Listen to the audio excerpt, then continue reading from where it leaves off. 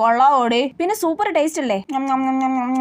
മോളെ ഇറച്ചിക്കറി എങ്ങനെയുണ്ട്? അടിപൊളി ടേസ്റ്റ് ഉണ്ട് ആന്റി. അല്ലെങ്കിൽ ആന്റി വെക്കുന്ന ഇറച്ചിക്കൊക്കെ ഭയങ്കര ടേസ്റ്റാ. ഇവളെപ്പോഴും വീട്ടിൽ പറയും നീ വെക്കുന്ന കറികൾക്കൊക്കെയാ നല്ല ടേസ്റ്റ്, അമ്മ വെക്കുന്ന കറികളൊന്നും കൊള്ളത്തില്ലെന്ന്. പിന്നല്ലാതെ മോക്കത് എന്തിന്റെ ഇറച്ചിയാന്ന് മനസ്സിലായോ?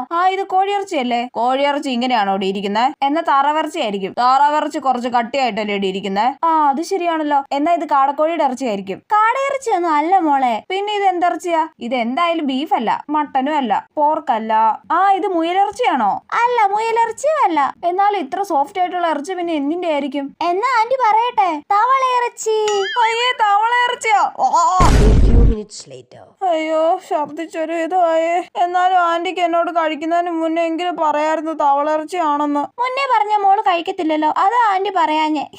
Psycho anti. ആന്റിയുടെ തവളയിറച്ചി എങ്ങനെയുണ്ടടി? ടേസ്റ്റ് ഉണ്ടോ? അമ്മേ.